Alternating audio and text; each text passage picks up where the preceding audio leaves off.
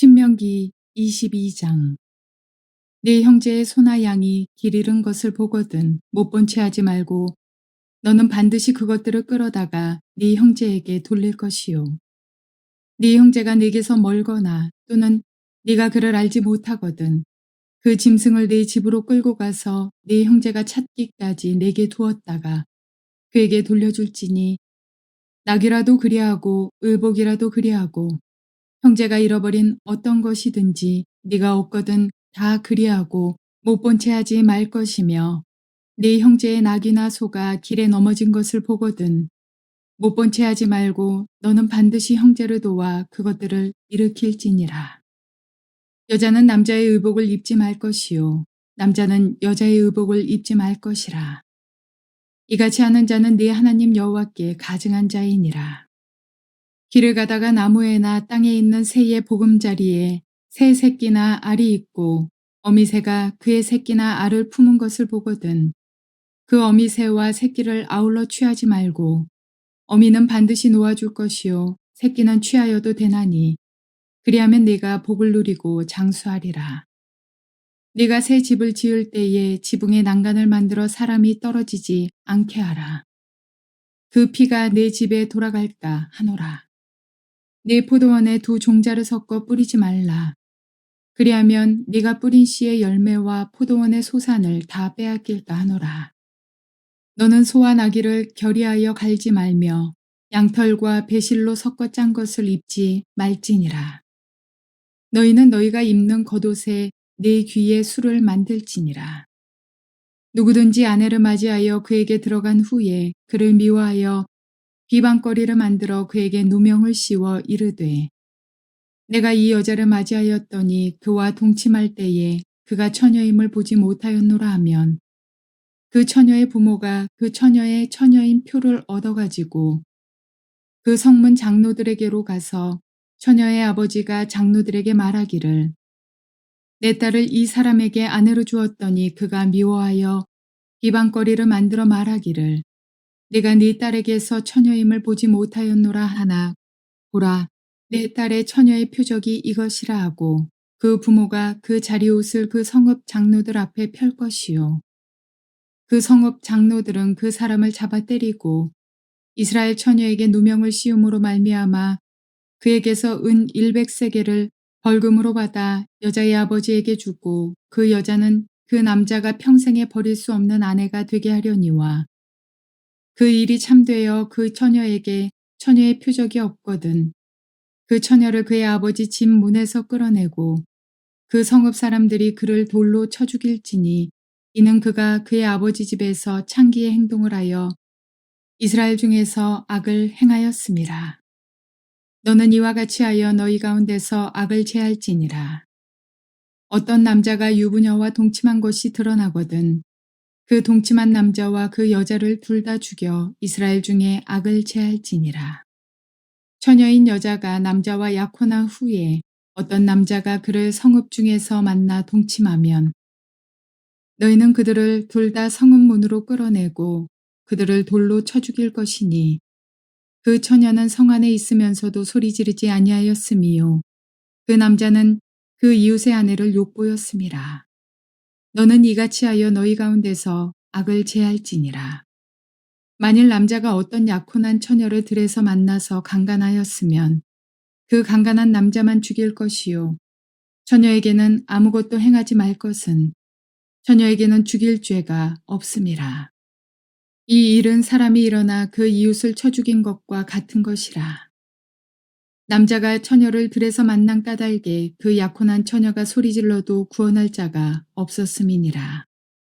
만일 남자가 약혼하지 아니한 처녀를 만나 그를 붙들고 동침하는 중에 그 두 사람이 발견되면 그 동침한 남자는 그 처녀의 아버지에게 은 50세겔을 주고 그 처녀를 아내로 삼을 것이라.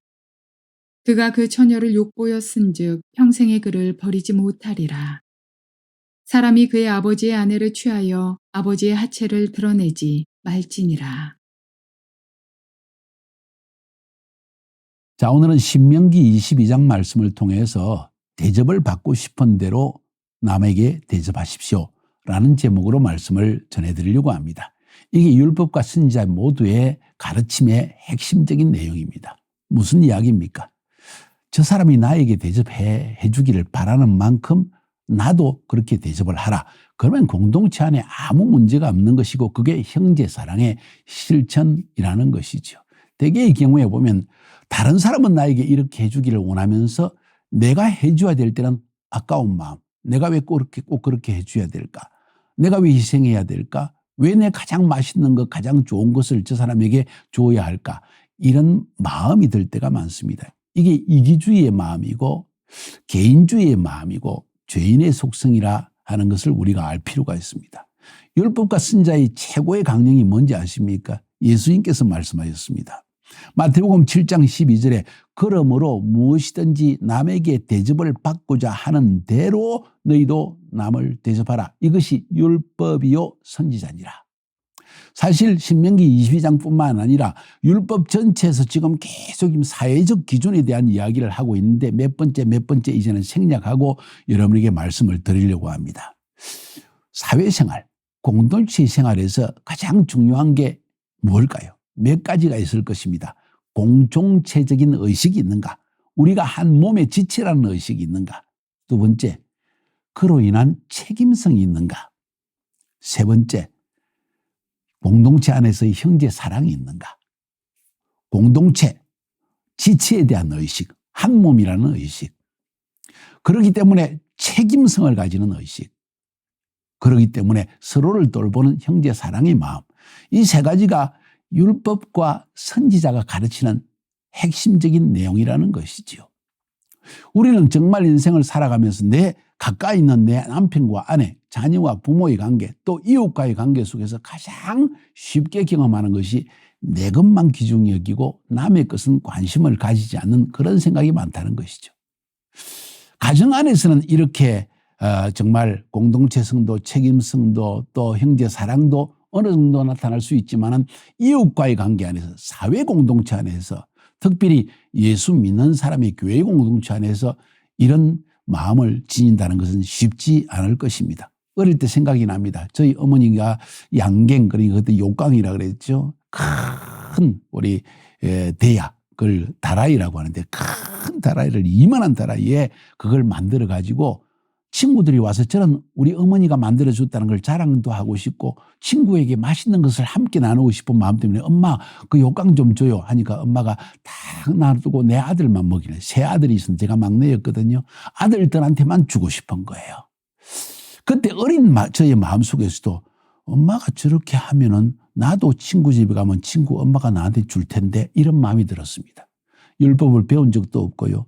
선지자의 책망도 받은 적이 없고 누구의 가르침을 받은 적도 없지만 제 마음속에 자연적으로 일어나는 인간의 본성적인 생각이었습니다. 바른 생각이지요. 그런데 어머님은 더 죄인이라서 그럴까요? 아니요. 인생을 살아가다 보니까 내 자식 귀중한 걸 알고 내 자식만 모이고 싶은 마음 알고 내 자식을 더 보호하고 싶은 마음 때문에 그랬을 것입니다. 그런데 성경은 가르칩니다. 네 마음을 넓혀라. 공동체 한 몸이라는 인식을 가져라. 책임성을 지니라. 그리고 형제의 사랑해라. 이런 이야기입니다. 그래서 오늘 1절부터 4절까지 보니까 거기에 대한 한 부분이 나옵니다. 길을 가다가 어떤 사람이 물건을 돈을 잃어버리거나 자기 짐승 낙이나 소나 양을 잃어버리는 것을 네가 보았느냐? 그걸 반드시 주인을 찾아다 주어라. 주인이 멀리 살면은 그 주인이 찾아올 때까지 잘 보관해 두었다가 꼭 주도록 해라. 뭔 이야기입니까? 한 몸에 된 마음 때문에 잊어버린 사람의 마음이 얼마나 힘들까 하는 마음, 형제 사랑입니다.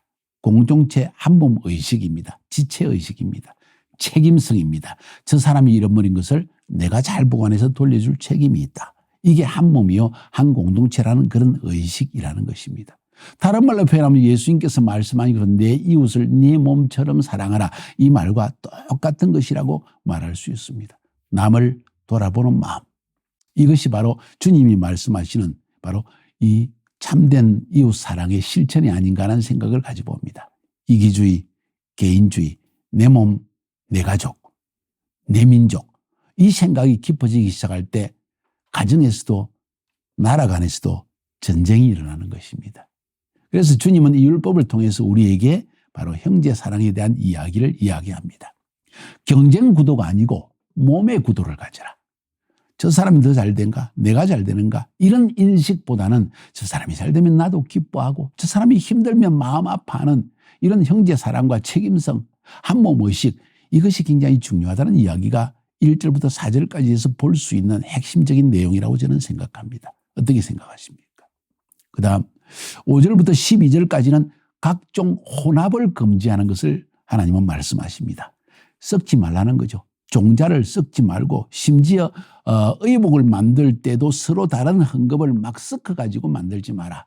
그것이 우리에게 피부병을 일으키는지 그것이 우리에게 어떤 어려움을 주는지 종자를 섞었을 때 혼합된 것이 더 큰 과일이 나오고 더 맛있는 것이 나올 수 있지만 우리 몸에 해로운지 거기에 대해서는 성경은 언급하지 않습니다. 다만 여기서 배울 수 있는 것은 하나님은 혼합된 걸 싫어하고 그 자체의 오리지널을 좋아하신다. 혹은 그 자체 하나님이 창조하신 원래의 피조물의 정체성, 아이덴티티를 하나님은 지켜주기를 원한다는 것을 우리가 알 수 있습니다. 그래서 옷을 입을 때도 남자가 여자의 옷처럼 입지 말고 여자들이 남자처럼 입지 마라 하는 이야기를 합니다. 뒤섞지 말라는 거죠. 자기의 정체성을 잊지 말라는 것입니다. 요즘은요, 남자가 여자가 되기 위한 성전환 수술도 하고 여자가 남자 되기를 원해서 성전환 수술도 하는데 여기서 생각해 보고선 하나님이 내게 주신 그 원래의 정체성을 싫어한다는 이야기죠. 거부한다는 것이죠. 여기 벌써 문제가 일어나는 것입니다. 정체성, 하나님이 주신 정체성을 잘 지키고 보존하는 것이 우리의 책임이라는 거죠. 6절 7절에 보니까 새와 그 새 어미와 그 새끼 그리고 알 하는 이야기를 하면서 만약 새끼를 낳으면은 사냥꾼이 보고 새끼는 가져가도 좋지만은 어미와 새끼를 다 가져가지 마라. 왜 그랬을까요? 새끼는 왜 가져가도 되고 어미는 가져가면 안 될까요? 아마 생태계의 보존을 위해서 에코시스템을 지키기 위해서 하나님이 그렇게 하는 것이 아닌가. 몽땅 그 종을 없애지 말고 새끼는 너희들이 먹어도 좋지만은 어미는 새끼를 낳아서 그 종을 보존하도록 하라는 그런 의미가 아닌가 하는 생각을 저는 가지게 되어집니다. 그 다음 8절에 보니까 집을 지을 때 처마 끝에 꽃 난간을 만들어서 누가 지붕에 올라갔다 떨어지지 않게 해라. 그 당시에는 지붕에 올라가는 예가 많았던 것 같습니다. 그래서 뭐 내가 편하니까 난간 안 만들어도 되지 하고 생각할 수 있지만은 그러지 말고 지붕뿐만 아니라 발코니에 반드시 난간을 만들어서 혹시 모르는 사람이 너희 집을 방문했을 때라도 난간에서 떨어지는 일이 없게 하라. 이게 벌써 다른 사람에 대한 배려의 이야기입니다. 내 편리를 넘어서서 다른 사람의 편의를 위해서 생각하는 배려하는 삶을 살아라는 이야기인가 아닌가 그런 생각을 가지게 되어집니다. 9절부터 12절까지는 특별히 썩지 말라. 앞에 내가 핵심적으로 이야기한 혼합 금지에 대한 이야기입니다. 두 종자를 섞지 말고 소와 나귀를 함께 묶어서 일하게 하지도 말고 헝겊, 배 조각도 함께 서로 다른 것을 섞지 말고 그러면서 너희들은 하나님의 사람이라는 표를 그죠? 귀에 술을 달고 옷에 술을 달고 이렇게 나는 하나님의 사람이라는 표식을 세상 가운데 나타내라. 정체성 이야기 아닙니까? 그러니까 혼합하지 말라는 이야기 자체가 우리의 정체성을 지키라는 이야기로 저는 느껴집니다. 이것만 보아도 우리는 하나님께서 얼마나 우리의 오리지널 하나님이 창조하신 정체성을 지키기를 원하신가 하는 것을 알 수 있습니다. 하나님이 내게 만들어 주신 그 모습대로 성형수술 너무 기뻐하지 마세요. 만약 천국에 가서 하나님이 우리가 성형수술하고 주님 앞에 설 때 네가 누구냐? 내가 만든 모습하고 다른데 아니야 너 아니야 하고 받아들이지 않으면 어떡하려고 그럽니까? 나는 너를 모른다 하기 전에 너무 성형수술하고 코를 뼈쪽 세우고 막 여기를 돋우고 너무 그러지 마세요. 오리지널 아름다운 것입니다. 하나님은 오리지널을 아름답게 생각하신다는 것이죠. 이해가 되시죠? 마지막 13절부터 30절까지는 성적 순결에 대한 이야기입니다. 시집간 여자가 남편과 함께 잠을 잤는데 남편이 이 여자가 처녀가 아닌 것 같아 다른 남자하고 잔 것 같아 하면 이건 유대인 사회에서 이건 창피한 일을 넘어서서 이 집안에 큰 흉이 들어온 것입니다. 그랬을 때 남편이 가서 이 여자가 처녀가 아닌 것 같다 하면은 어떻게 해야 되느냐? 하나님은 오히려 여성의 성을 보호하시고 여성의 인권을 존중하는 것 같습니다. 남자들이 마음에 안 들면 처녀 아니야 딴 남자하고 잤어 하고 쉽게 이야기하고 내쫓아버릴 수 있잖아요. 그렇기 때문에 그럴 때 재판장에게 데려가서 제사장에 데려가서 그 억울함을 당한 아내가 자기가 처녀였다는 사실을 그것을 보관하는 무언가를 가지고 징표를 보여주면 재판장이 그것을 보고 판결을 내려야 된다. 이 여인의 권리를 보존하는 이야기죠. 그 여자의 아내의 부모가 그 표식을 가지고 있다든가. 왜냐하면 유대 사회에서 이 성이라는 것은 굉장히 중요한 것이었습니다. 성관계를 가진다는 것은 이미 그 사람과 한 몸이 되었다는 이야기고, 이미 다른 사람과 한 몸의 관계를 가진 사람이 또 다른 관계를 가졌을 때 이미 한 몸이 갈라져 버린 것이다. 마음이 갈라졌고 혼이 갈라진 것입니다. 이것이 우리 사회의 정신병의 원인이 될 수 있다는 사실을 알 필요가 있습니다. 그래서 무엇보다도 시집간 여자를 보호하기 위해서라도 하나님께서 그 부정한 누명을 씌운 남편에게 이것을 증명해 보여서 이것을 여인의 인권을 보호하라는 이야기가 나오고, 그 다음에 만약 유부녀와 동침한 사람은 돌로 쳐 죽이라. 둘 다 돌로 쳐 죽이라. 특별히 시내에서 모든 사람이 있는 장소에서 동침을 했다고 하면 유부녀가 소리를 질리지 않았다는 것 자체도 벌써 함께 동의했다는 것이다. 둘 다 돌로 쳐 죽이라. 23절 24절에도 시집가기 전에 약혼한 여인을 누군가가 간음한 경우에 이것도 돌로 다 쳐 죽으라. 그런데 만약에 덜해서 강간을 약혼녀가 당했다면 소리를 질러도 남들이 듣지 못했으니까 약혼녀는 살려두고 강간한 그 남자는 돌로 쳐 죽으라.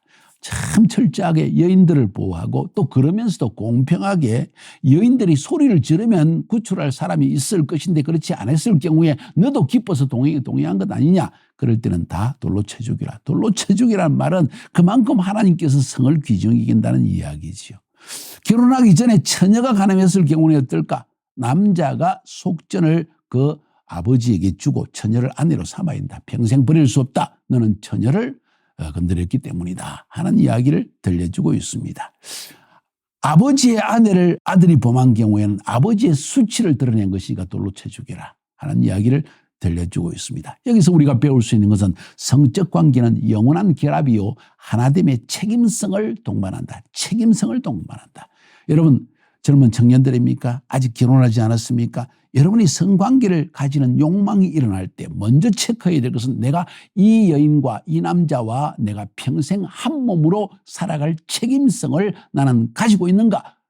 그것을 먼저 점검해 보고 여러분이 동침하는 결정을 해야 된다고 저는 생각합니다. 이것이 여러분의 사회에 굉장히 중요한 것입니다. 이것이 다른 말로 하면 다른 사람이 나에게 대접해 주기를 바라는 만큼 나도 대접하는 동일한 원리입니다. 내가 이 사람과 영원히 동침할 책임성을 가지고 행동한다면 저 사람도 나에게 동일한 책임성을 가지고 행동할 것이라는 원칙을 말하는 것이죠. 오늘 22장을 통해서 율법의 참 중요한 부분들 우리가 배우게 됩니다. 여러분 이 말씀을 깊이 한번 묵상해 봅시다. 만약 이렇게만 실천한다면 이웃사랑의 실천 1절부터 4절까지 이 5절부터 12절까지 하나님이 주신 정체성을 지키고 혼합하지 말라는 이야기, 마지막으로 13절부터 30절까지 성적 순결 안에서도 대접하고 싶은 만큼 대접하라. 대접받고 싶은 대로 대접을 하라. 내가 마음대로 내 육신의 욕망을 위해서 그냥 짐승처럼 달려들어서 동침하지 말고 그 사람에게 정말 내 평생 그 사람을 지킬 마음과 함께 살아갈 마음의 결심이 섰을 때만 함께 동침하는 것이 바로 대접받기를 원하는 만큼 대접하는 것이 아니냐 하는 그런 이야기입니다. 어떻게 생각하십니까? 이 말은 이런 정신이 만약 우리에게 공동체성과 책임성과 이웃사랑의 마음이 있다면 이 사회에 무슨 문제가 일어날까요? 우리 자신이 먼저 이런 마음을 가진다면 우리 살고 있는 내 삶의 주변의 공동체 안에서부터 내가 형성하는 가정 안에서부터 아름다운 하나님의 평강이 그리고 하나됨이 자유함이 기쁨이 만족함이 싹트지 않을까요? 율법은 이것을 가르치고 있습니다. 율법 좋은 것입니다. 배워야 하는 말입니다. 승리하시기를 주님의 이름으로 축복합니다.